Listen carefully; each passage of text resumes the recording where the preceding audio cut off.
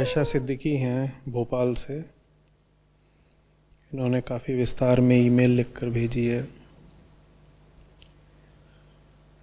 कह रही हैं कि बचपन से ही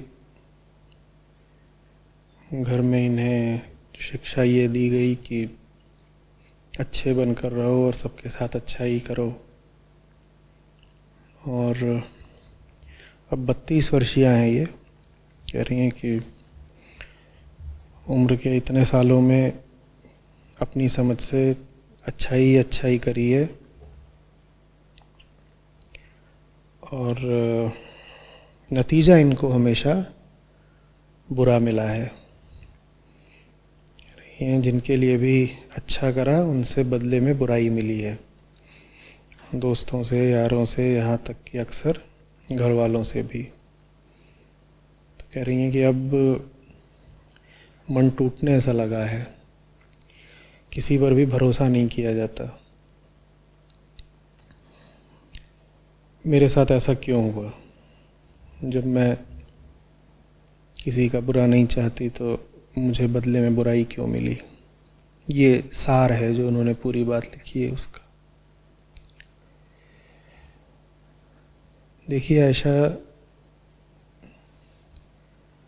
आप अच्छे कामों और बुरे कामों और अच्छे नतीजों और बुरे नतीजों की बात कर रही हैं। आप शायद सोचती हैं कि अच्छा काम ये है कि अच्छा ही करो। और अच्छा ही क्या है कि किसी को सहारा दे दो, माने उससे दो भली बातें बोल दो, किसी को रुपए पैसे की ज़रूरत है तो दे दो, कोई और किसी तरह की मदद मांग रहा है उसको दे दो। और बुरा काम हम क्या समझते हैं? बुरा काम हम समझते हैं कि किसी को डांट दिया, फटकार दिया, किसी की चोरी कर ली, किसी का दिल दुखा दिया, किसी का हक मार लिया। ये सब हम बुरा काम समझते हैं, है ना? तो यही एक मानसिक आपका ढांचा है, एक मेंटल फ्रेमवर्क है। उस पर आपने अपनी ज़िंदगी जी है अपने 32 सालों में। और ये जो आपका फ्रेमवर्क रहा है, ये जो आपके उसूल रहे हैं, सिद्धांत, ये तो जाहिर है कि आपके काम आए नहीं, क्योंकि इन पर चलकर आपको दुख मिल रहा है काफ़ी। तो कहीं ना कहीं चूक तो हो ही रही है। अब कहाँ हो रही है? यहाँ हो रही है कि देखिए, बुरे काम ये होते होंगे, किसी का हक मार लिया, किसी का दिल दुखा दिया, किसी के साथ हिंसा कर दी। लेकिन समझिएगा कि दुनिया का सबसे बुरा काम क्या है। और अगर आप समझ गई कि दुनिया का सबसे बुरा काम क्या है, तो फिर ये भी आप समझ जाएंगे कि आपको ज़िंदगी में इतनी बुराई क्यों झेलनी पड़ रही है दूसरों से। दुनिया का सबसे बुरा काम है गलत आदमी के साथ अच्छाई करना।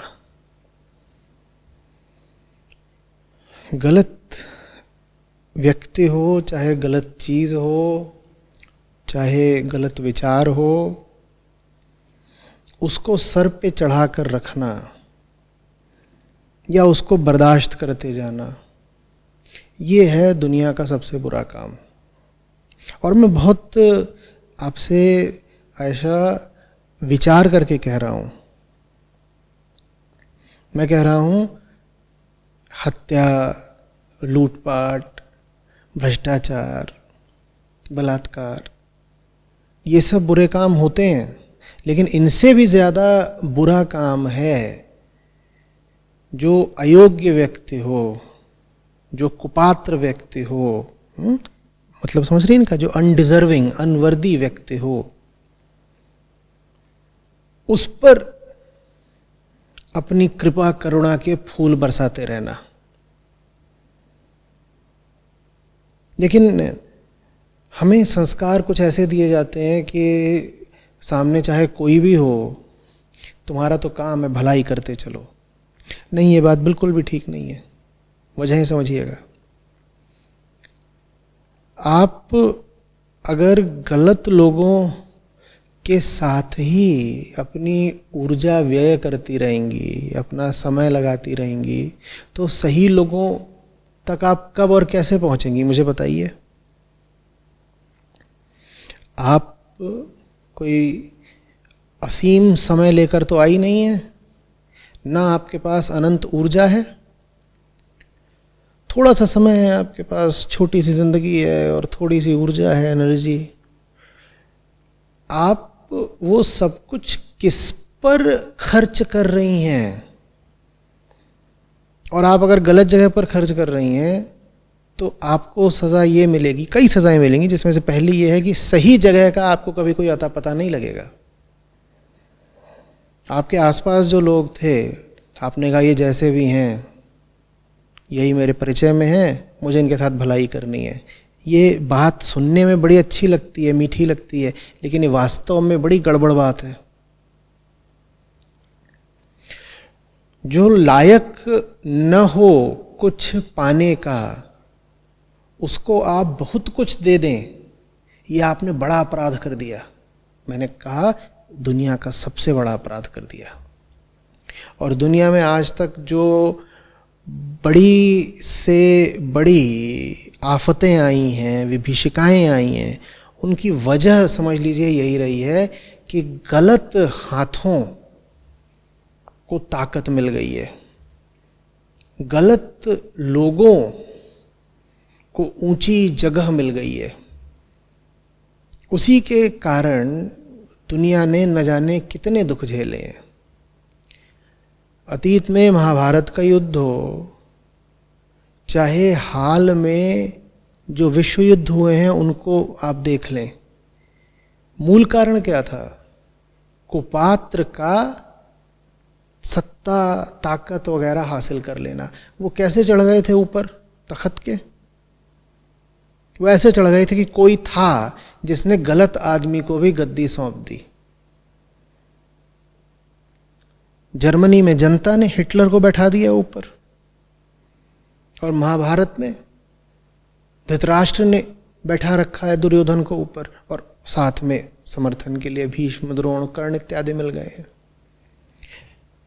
तो ये बात बाद में आती है कि सही आदमी के साथ अच्छाई करो। ये अच्छे से समझिए बात को।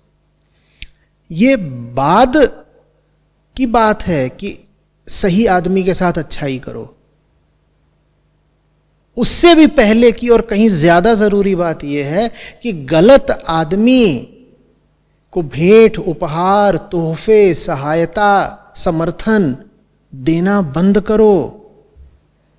मैं इसे पहले की बात इसलिए बोल रहा हूं क्योंकि अधिकांश लोग इस लायक नहीं होते कि आप उनकी सहायता में लग जाएं, उनके ऊपर आप मैत्री और करुणा बरसाने लगें। पहले ऐसे लोगों को नकारना होगा, हटाना होगा, अपनी सूची से उनका नाम काटना होगा। तब जाकर के आप उन लोगों को उपलब्ध हो पाएंगी जिनके साथ जिया जा सकता है, जिनके ऊपर वास्तव में श्रम और समय लगाया जा सकता है, जो वास्तव में आपके प्रेम के अधिकारी हैं। देखिए दुनिया जैसी है, हम जिन माहौलों में पैदा होते हैं, अगर 100 लोग हैं हमारे इर्द गिर्द, तो ये अच्छे समझ लीजिए कि 98 तो उसमें से कुपात्र ही होते हैं। कुपात्र माने क्या था? अनवर्दी। तो माने ज्यादा संभावना यही कि आप जिसकी भी ओर देखेंगे वो होगा कोई नालायक किस्म का आदमी। फर्क नहीं पड़ता वो आदमी आपके मोहल्ले का है, आपके समुदाय का है, या आपके घर का है। तो पहला काम फिर क्या है? सही आदमी की खोज, या ये जो 98 की भीड़ आपको घेरी हुई है, सबसे पहले ये कहना कि नहीं, ये होंगे कोई भी, क्या ये इस लायक हैं वाकई कि मैं इनके ऊपर जिंदगी व्यय करूं? देखिए मैं आपसे सिद्धांतों, कोरे नैतिक आदर्शों की बात नहीं कर रहा हूं। आपने जो कुछ मुझे लिख करके भेजा है, मैंने उसका बहुत छोटा सा अंश अभी पढ़ा। आपकी ज़िंदगी बहुत दुख में बीती है और अभी आप 32 वर्ष की अवस्था में बड़े कष्ट से गुजर रही हैं। तो इसीलिए मैं आपसे बहुत सीधी साधी ज़मीनी बात कर रहा हूँ। पहले उन लोगों को जिंदगी से हटाना पड़ता है जो जिंदगी में होने लायक नहीं है। उसके बाद खाली जगह तैयार होती है जिसमें अच्छे लोग आ सकते हैं और आप उन्हें सप्रेम ससम्मान अपने मन के आंगन में फिर बैठा सकती हैं। आपके घर में भीड़ ही भीड़ है, मेला लगा हुआ है गलत, मूर्ख और कपटी किस्म के लोगों का, तो अच्छे आदमी को आप स्थान देंगी कहाँ? पहली बात तो ऐसे लोगों देख के वो आएगा नहीं, वो आ भी गया तो आप उसे जगह कहाँ देंगी? और फिर आप कहती हैं बड़ा धोखा हो गया, अच्छाई करी बुराई पाई, और होना क्या था? ये हुई आपकी बात कि आपको क्या नुकसान होता है जब आप गलत आदमी को तवज्जो दे देती हैं। अब और समझिएगा कि जब आप गलत आदमी को पोषण दिए जाते हैं, ताकत दिए जाते हैं, तो उससे उस आदमी का भी बहुत नुकसान होता है। कोई आपके रिश्ते में है और आप कह रहे हैं चूंकि मेरे रिश्ते में इसीलिए तो मैं इसके सब नाज नखरे उठाऊंगा। ये कितना भी नाकाबिल हो, कितना भी वाहियात हो, कितना भी कामचोर हो, कितना भी धूर्त हो, इसको तो मैं न सिर्फ बर्दाश्त करूंगा बल्कि सर पे बैठा के रखूंगा। ऐसी हमारी हो जाती है ना भावना। मेरा बेटा है, मेरी बेटी है, या मेरा पति है, या मेरा भाई है, ये कैसे भी हो मेरे हैं, तो इनको तो मैं सर पे बैठा के रखूंगा। आप देखिए आप क्या कर रहे हैं। आप उस व्यक्ति के प्रति भी अपराध कर रहे हैं जिसको आप सर पे बैठा रहे हैं। क्यों? क्योंकि वो जैसा है वो गलत है और आप उसकी गलतियों को प्रोत्साहन दिए जा रहे हैं। वो सुधरेगा कैसे, मुझे बताइए। अभी हम महाभारत की बात कर रहे थे। क्या युद्ध का सबसे बड़ा अपराधी स्वयं धृतराष्ट्र नहीं है? अच्छे से जानते थे वो कि क्या खेल चल रहा है। उनका सुयोधन दुर्योधन बना जा रहा है, दिख रहा है उन्हें, खूब दिख रहा है, आंख न होते हुए भी सब दिख रहा है। लेकिन पुत्र मोह में पड़े रहे और इतना बड़ा नरसंहार करवा डाला।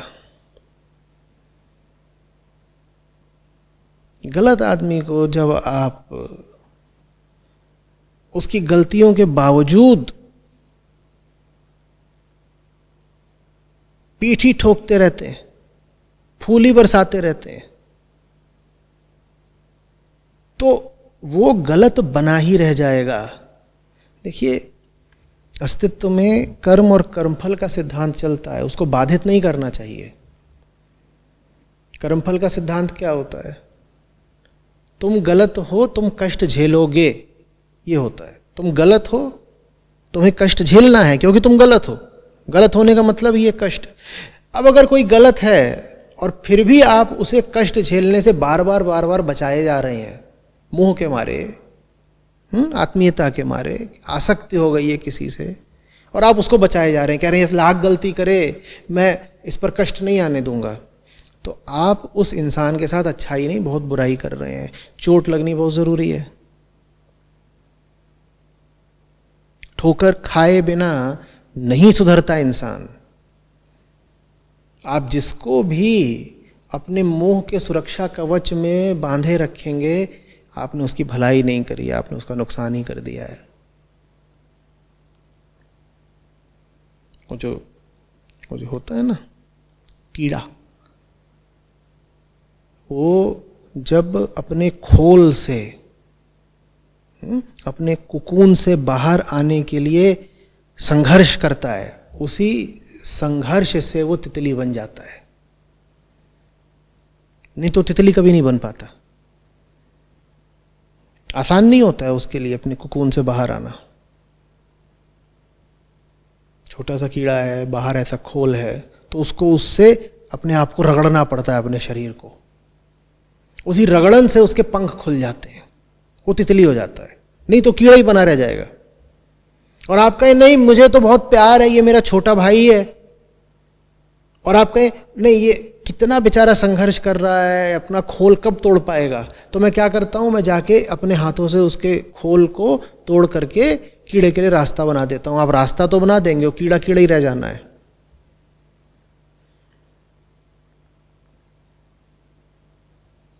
बात को समझ में आ रही है आपको?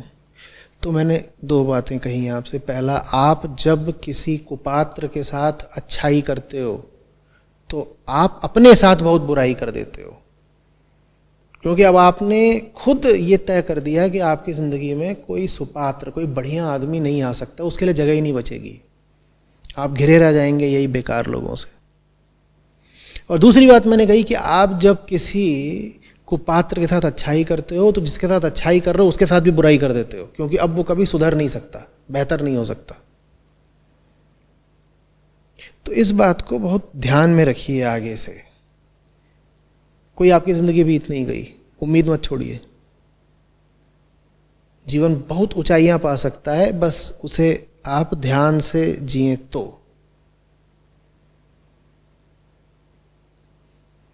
स्त्री हैं आप, और स्त्रियों में ये मोह की भावना थोड़ी ज्यादा होती है। किसी से रक्त का संबंध है, कोई घर का है, उससे जुड़ाव थोड़ा ज्यादा हो जाता है, बचिएगा। आपने जो किस्सा लिखा है उसके अनुसार आप वहीं पर चोट खा रही हैं जिन लोगों से आपका रिश्ता रहा है।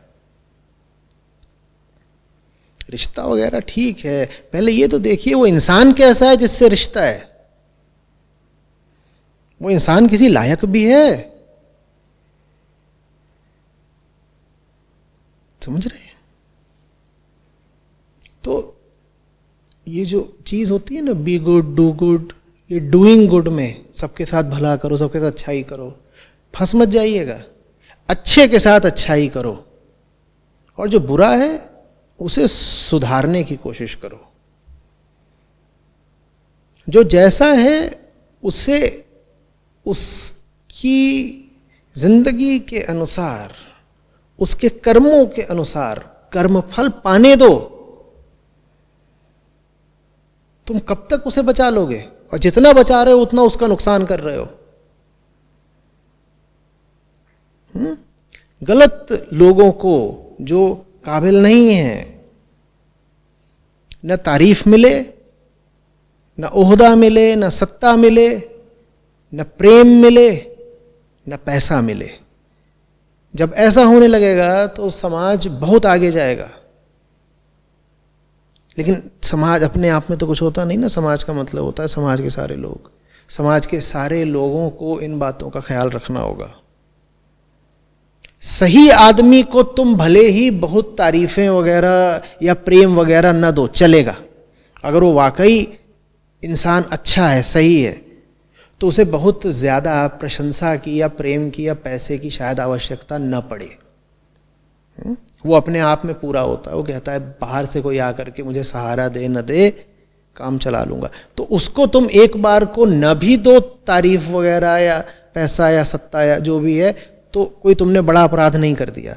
लेकिन बहुत बड़ा अपराध है जब तुम गलत हाथों में ताकत दे देते हो, गलत लोगों को प्रसिद्ध बना देते हो, गलत लोगों को सर चढ़ा लेते हो, गलत लोगों को जिंदगी ही बना लेते हो। गलत कौन है? गलत वो है जो तुम्हारे जीवन में जब आए और तुम्हारे मन को गंदा कर जाए, वही गलत है।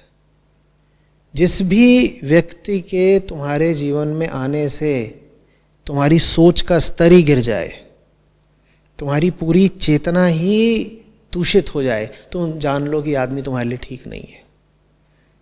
कोई तुम्हारी जिंदगी में आया है और वो तुमसे हर समय बातें करता रहता है, मान लो शरीर से संबंधित, कामुक किस्म का कोई व्यक्ति तुमने अपनी जिंदगी में घुसेड़ लिया और तुमसे बात ही यही करता रहता है, चाहे आमने सामने हो, चाहे फोन पर हो, चाहे चैट पर हो, चाहे कहीं हो, वो बात ही देह से संबंधित करेगा। वो तुम्हारी तारीफ भी करेगा तो यही तारीफ करेगा कि वाह क्या आप लग रहे हैं, वाह। ऐसे से बचना, क्योंकि इसने तुम्हारी सोच में अब सिर्फ शरीर जिस्म भर दिया है। ये आदमी तुम्हारे लिए ठीक नहीं है। मैं गलत आदमी की पहचान बता रहा हूं। इसी तरह जो आदमी तुम्हारी ज़िंदगी में आए और उसका काम हो कि वो तुमको डरा के दबा के रखे, तुम्हारे मन पर दहशत की तरह छा जाए, वो आदमी भी तुम्हारे लिए ठीक नहीं है। जो आदमी तुम्हारी ज़िंदगी में आए और कहे कि सोचो नहीं, समझो नहीं, बस जो मैं कहूँ वो मान लो, वो आदमी तुम्हारे लिए ठीक नहीं है। वो तुम्हारी मानसिक मुक्ति को रोक रहा है। तो बहुत तरीके हो सकते हैं ये जानने के कि कौन तुम्हारे लिए ठीक नहीं है। हमारा स्वभाव होता है आनंद, जो तुम्हारी ज़िंदगी में डर ही बैठा दे, वो तुम्हारे लिए ठीक नहीं। हमारा स्वभाव है मुक्ति, जो आए तुम्हारी ज़िंदगी में और तुम्हें बंधनों में डाल दे, वो तुम्हारे लिए ठीक नहीं। जो हमारी ज़िंदगी को जटिल बना दे, वो तुम्हारे लिए ठीक नहीं। बोध हमारा स्वभाव है, जो तुम्हें, जैसा अभी कहा था, तुम्हें सोचने समझने से ज़्यादा मानने पर मजबूर करे, वो आदमी तुम्हारे लिए ठीक नहीं। इससे तुम ये भी समझ गए होगे कि कौन तुम्हारे लिए ठीक है। लेकिन कौन तुम्हारे लिए ठीक है, ये मैं तीसरी चौथी बार दोहरा के कह रहा हूँ, कौन तुम्हारे लिए ठीक है वो बाद की बात है। क्योंकि जो ठीक है वो तो 100 में 1-2 लोग होते हैं। ज़्यादा बड़ा और ज़्यादा ज़रूरी और ज़्यादा प्राथमिक काम है पहले उन लोगों को हटाना, नकारना, जो ठीक नहीं है। जो ठीक नहीं है उन्हें हटाओ, क्योंकि वही लोग ज़्यादा हैं, क्योंकि उन्हीं की भीड़ है, क्योंकि वही तुम पे चढ़े आते हैं। तो पहले इनको हटाओ। इनके लक्षण जानने जरूरी हैं कि कौन से लोगों को अपने आसपास नहीं होने देना है। सहायता करनी है तो सही आदमी की करो ना, भला करना है तो भले आदमी के साथ करो ना। बुरे आदमी के साथ भलाई यही है कि उसको पता तो चले कि बुरे कामों का अंजाम क्या होता है, नहीं तो वो बुरा बना ही रहेगा। अगर बुरे काम के अंजाम में भी बढ़िया फल मिलते हैं, आनंद मिलता है, तो कोई बुरा क्यों न रहे। अगर बुराई करके भी जीवन के सब सुख मिलते हैं वो, तो कोई बुरा क्यों न रहे। लोग बुरे रहे आएंगे ना। तो बुरे आदमी के साथ अच्छाई यही है कि उसे पता तो चलने दो कि बुराई का अंजाम क्या होता है।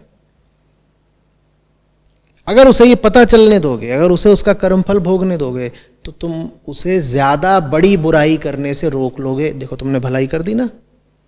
और अगर तुमने उसके छोटे बुरे कामों का ही उसको फल नहीं मिलने दिया कभी, तो फिर तुम क्या कर रहे हो, तुम उसे और ज्यादा गलत और बुरे काम करने के लिए प्रेरित कर रहे हो। तुम उसे धकेल रहे हो बुराई की खाई की ओर। मत करो ऐसा।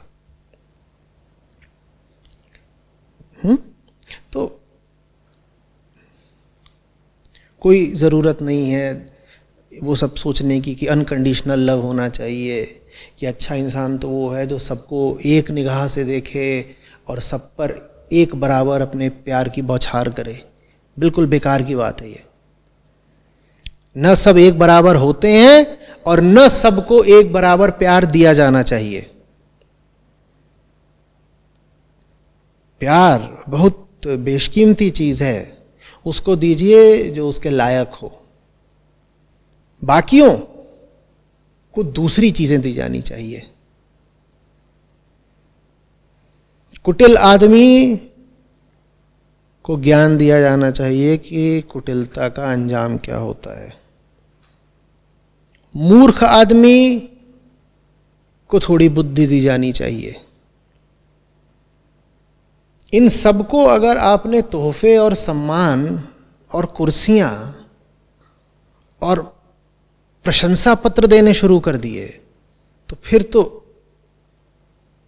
अपने दुख की जिम्मेदार आप खुद होंगी। ठीक है।